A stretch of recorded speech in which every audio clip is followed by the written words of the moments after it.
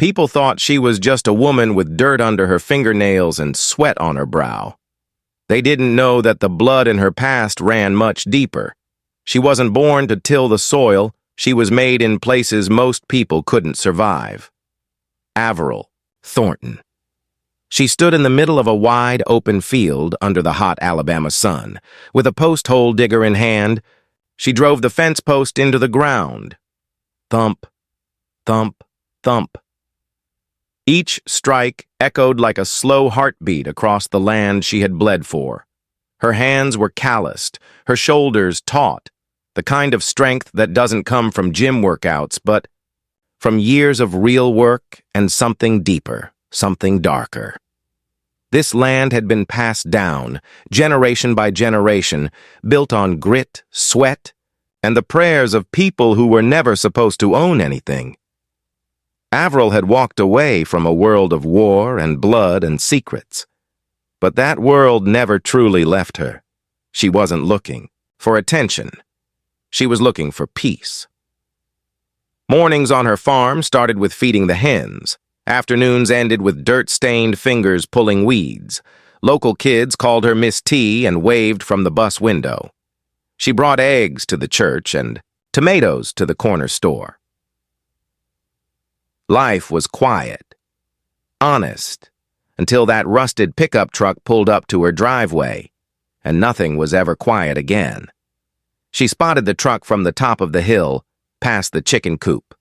Dust rose behind the tires like smoke, curling up from the dry road. 3 men stepped out. Their boots hit the gravel like a threat. The one in front was tall, tan, and loud. He wore a shirt 2 sizes too small and chewed a toothpick like it owed him money. "You Miss Thornton?" he called, like he owned the place. Averill didn't move, didn't blink. One glove off, one hand still gripping the wooden handle. "It depends who's asking," she said. "Name's Cadet Raleigh. We're with the Ridgeland Cooperative," he said, puffing, up his chest like that meant something. Averill just stared. "Don't recall needing a co-op." "It's not about what you need, darling," he said with a smirk. "It's about what's fair. You're sitting on prime land, buyers lined up. Could turn this whole stretch into something real clean, real profitable." Averill stepped down the hill. Her boots moved slow. Her gaze never left his. "Let me save you the trouble," she said, voice like cooled steel. "It's not for sale. Not now. Not ever." The smile on his face flickered. "Men like him don't hear no from women like her. Especially not women with brown skin and land titles in their names. You sure about that?" he asked. She didn't flinch. "Are you?" Behind him, one of the men, a hollow-eyed kid, thumbed the edge of a pocket knife clipped to his jeans. They weren't there to make a deal. They were there to issue a warning.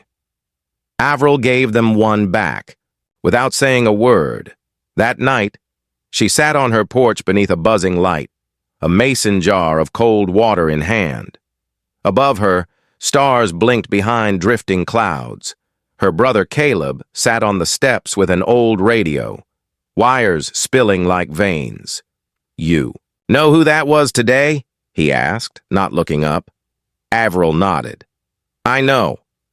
They got Jenkins to sell," Caleb said. "Threatened his niece. Broke a few windows." Averill's jaw set like concrete. "It's not happening here." Inside the house, her boots sat by the door. But upstairs, behind a false wall, lay a case she hadn't opened in years. A black military emblem, a faded map, a folded tactical vest, and a pistol she had sworn to never touch again. But that night, when the power went out, it didn't feel like wind or weather. It felt intentional. She moved calmly, flashlight in hand, down into the cellar her father had built, the one that never existed on any county records, the one that had once hidden them from men in white hoods. The air was thick with old hay and memory. There it was. The case. She knelt, opened it. Inside, the weight of another life. She whispered the names of the faces in the photo, her unit, like a prayer. Behind her, The trap door creaked. But it was just Caleb. "You really kept all this?" he asked, eyes wide. "I didn't plan to," she said. "But I never throw away what I might need again." The shot came at 3:14, not a warning, not a mistake, a message. By the time the echo reached her kitchen, Avril was already dressed, boots laced, bag over her shoulder, walkie-talkie in hand. "All posts report," she said. Crackling voices followed. "North side clear, Maria's stand is good." Pastor Holt saw a truck speeding off, no license plate, and then Caleb's voice. "Fire. On Jenkins Field. West fence. Lit up." She didn't hesitate. By the time she reached the property, 5 others were already there. Buckets, hoses, fire-stomping tools, moving fast, in rhythm. Like a drill. The ground was wet from last week's rain. The fire struggled to spread. They stomped it out before it could feast. Maria coughed through smoke. "That the best they've got?" Avril wiped soot from her face. Not even close. And in the haze of smoke and ash, she knew they were just getting started. But so was she. Nobody stayed quiet anymore. Not at the diner, not at the church, and not on Avril Thornton's porch, which by noon was packed with neighbors. Some came with casseroles, others came with guilt, all left with a task. Watch shifts, guard duty, donation lists. Even Sheriff Dunlow showed up, his cruiser crooked on the dirt road, his belt jingling like change in a pocket, eyes twitching like he knew he didn't belong. "You heard about the fire?" he asked, voice low. "I'm sure you did," Avril replied flatly. He scratched the back of his neck. "Look, I'm not saying I agree with all this, but people don't like troublemakers." "You mean black folks who don't back down?" "I didn't say that." "You didn't have to." He took a step back, uneasy. "I'm just trying to keep the peace." "You're late," she said. "We already started without you." At that, neighbors appeared along her fence line, silent, watching, waiting. Dunlow cleared his throat. "We'll look into it. The fire." "You do that," Avril said, "and we'll be watching you too." That night, they built their own checkpoint on the county line. Not legal, not by paper, but by purpose, a table, a few cones, and a lantern burning like it meant something. At midnight, a beat-up Ford rolled up, T.J. Raleigh, son of the man who had started this mess. "You lost?" Caleb asked. "No," T.J. said. "I came to talk to her." Inside the barn, Avril listened from the shadows. T.J. stood by the lantern, eyes tired, nothing smug left in him. "I'm not like my dad," he said. "That's what every Raleigh says," Caleb replied. T.J. looked him in the eye. "He burned that field. I saw the gas cans. I saw the map. Your farm was circled. So was Jenkins. Pastor Holt's church, too." "Why are you telling us this?" Caleb asked. "Because I'm tired of living under a name that makes people flinch," T.J. said. "And I don't want to be on the wrong side when this ends." Avril stepped, out from the dark, her voice calm, but razor sharp. "You tell your daddy, if he sets foot on my land again, he won't leave on his own 2 feet. T.J. paused. "You ever kill anyone?"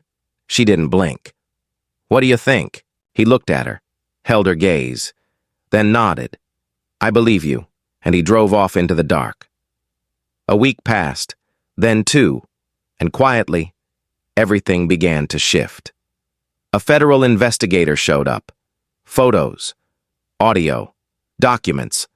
Someone had mailed it all to Montgomery. No, return address. But Maria had been spending late nights at her fruit stand, and her Wi-Fi was suspiciously strong. Sheriff Dunlow? Suspended? Ridgeland's permits? Voided? And Cadet Raleigh? Gone. Vanished overnight. His name scraped off the welcome sign, like it had never existed, but Avril's name. It stayed, and her field, it bloomed, okra squash, tomatoes that tasted like summer. It all grew, like the land was healing. Jenkins rebuilt his fence. Pastor Holt repainted the church. The kids waved with both hands now. One of them yelled from the bus window, "Miss T's a superhero." And she didn't correct him. On a warm Sunday morning, they held a potluck in her field. Long tables, fried catfish, biscuits that melted in your mouth, laughter that carried down the hill. Avril sat at the edge. Folding, chair, paper plate, collard greens. Beside her, Caleb handed her sweet tea and smiled. "Told you we could win?" She looked at him. "I never doubted it," she said. He laughed. "I did." She scanned the field, families, neighbors, children running between the rows, and a breeze whispered through the tall grass, like a quiet thank you. The way. Soil had taken the fire, the boots, the hate, and it had turned it into something new, something alive, because the land doesn't forget, and neither did she. Closing statement, narration style. She came home looking for peace. She found a fight instead, but in fighting for her land, she gave her town something it had forgotten. Its backbone, its memory, and its voice. Avril Thornton wasn't just a woman in overalls. She was a warrior with her roots buried deep in the red clay. And when the wrong people picked a fight with the right woman, they didn't just lose. They learned who she really was. And so did the world.